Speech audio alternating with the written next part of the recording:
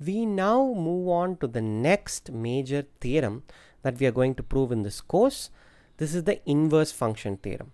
This is a very famous theorem and it is extremely useful in various parts of analysis as well as in differential geometry. Now the classical proofs of the inverse function theorem were quite involved and long but somewhat elementary. We are now going to use the full force of abstraction to give a very elegant proof of the inverse function theorem. The proof is still not easy, but it becomes more transparent if we invoke these abstract machinery. To that end, let us first prove a fixed point theorem called the Banach fixed point theorem. This theorem has other uses as well.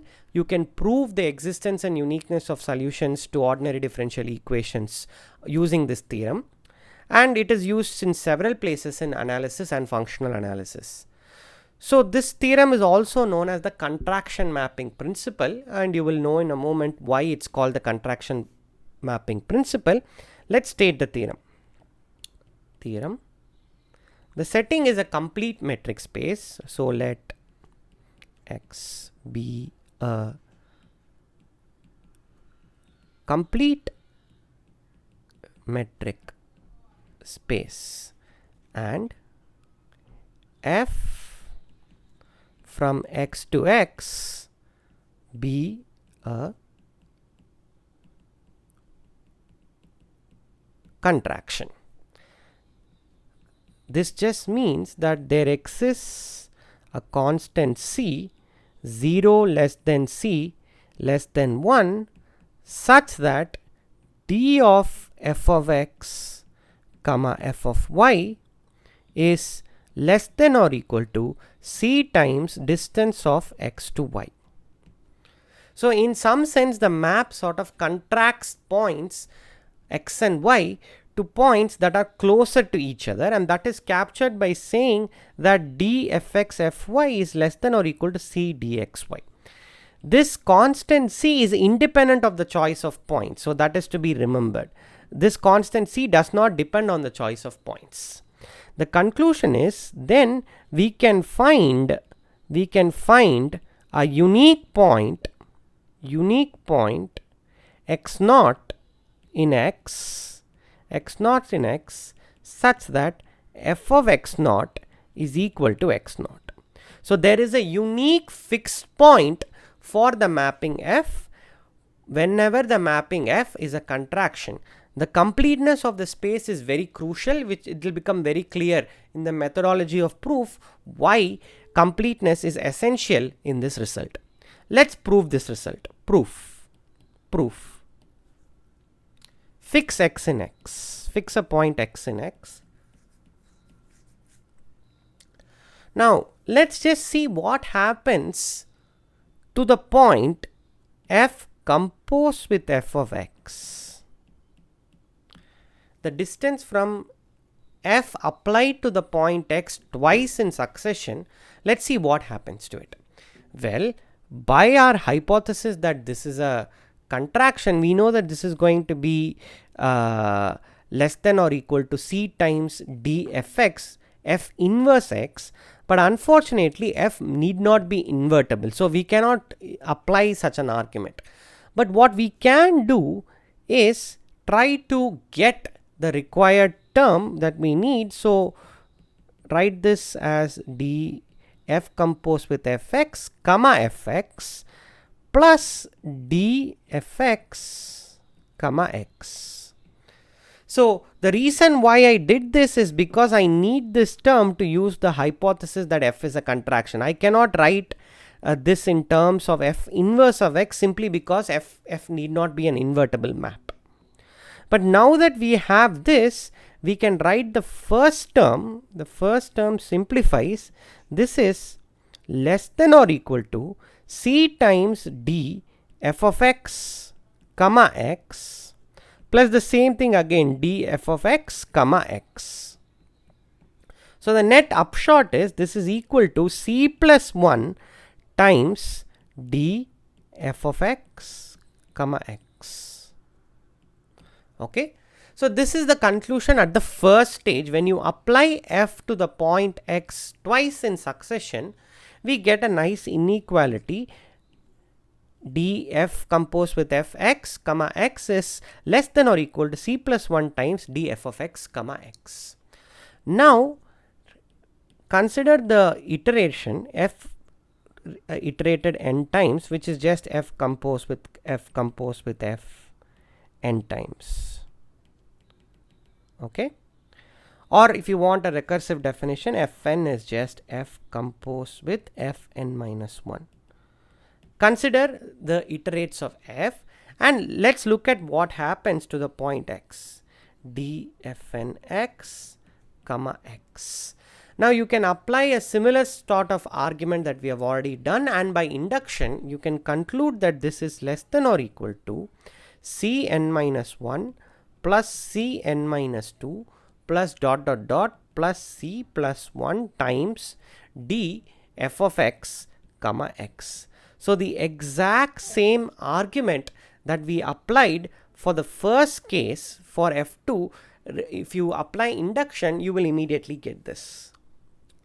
Okay, now note that 0 is less than c is less than 1, and from this it follows that this series 1 plus c squared plus dot dot dot cn minus 1, this is a geometric series. This is a geometric series, and this will converge to a quantity. When you take limit n going to infinity, this will just converge to 1 by 1 minus c. Okay, it's a convergent geometric series. Okay, what does this show? This shows that dfn x comma x is less than or equal to some constant, I don't know what that is, that is 1 by 1 minus c, k d fx comma x. Okay, and for a fixed x, this dfx x is also some constant. This is also some constant. Net upshot is this fn x is a bounded sequence. It's a bounded sequence. Okay. Now because fn x is a bounded sequence, we can try to show that it converges, but we are in an arbitrary metric space, so we have to be a bit more delicate. So we apply induction again,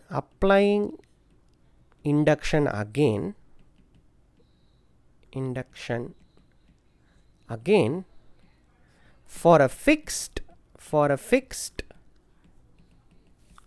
fixed n in n, and for each m in n, we have d fn x comma fn plus mx is less than or equal to c power n d fmx comma x. Okay, so this please take your time and prove this by induction. It's very easy and it follows along the same lines of what we have been doing so far. Okay, now let m be the supremum of the quantities d fkx comma x as k runs through the natural numbers. Okay, fix epsilon greater than 0. So if n is suitably large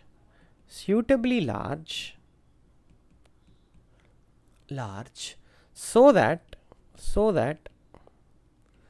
that this c power n is less than epsilon by this supremum, which we called m. Okay, so rather than saying if n, choose n suitably small will be a better phrasing. choose n suitably large so that C power n is less than epsilon by m. Okay. So what we can conclude from this is this sequence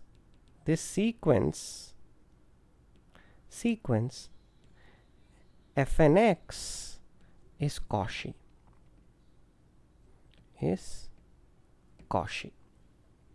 Okay. So let x naught be the limit of this sequence. This is the crucial point at which we actually require the completeness of the space. So far in this proof, the completeness of the space was completely not needed. Okay.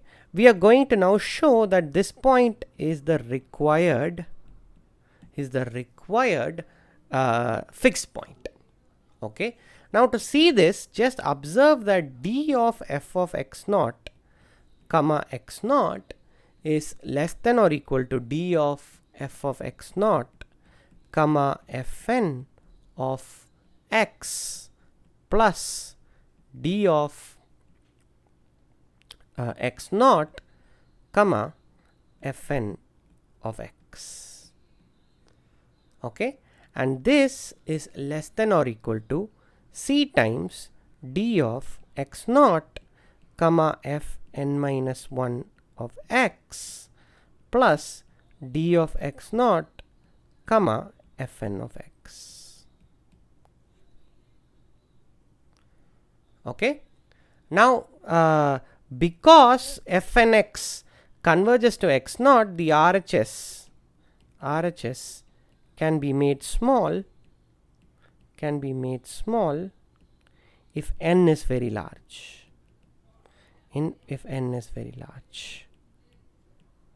In other words, d f x naught is just 0. Okay, which just means f of x naught is equal to x naught. So we have found the required fixed point. Now if f of x naught equal to x naught and f of y naught is equal to y naught, then d of f of x naught comma f of y naught is less than or equal to c times d of x naught y naught. And because c is less than 1, that is simply not possible. This is not possible unless x naught is equal to y naught. Okay, so this shows that there can be at the max one fixed point. We have shown that for a contraction there can be at the max one fixed point. Here completeness, nothing is used. Whenever you have a contraction, there can be at most one fixed point. So this concludes the proof of the Banach fixed point theorem. We will soon see how to prove the inverse function theorem using the Banach fixed point theorem. In the next video, I am going to motivate the proof of the inverse function theorem by using another theorem that is often used as a substitute for the Banach fixed point theorem, Newton's method. This is a course on real analysis and you have just watched the video on the Banach fixed point theorem.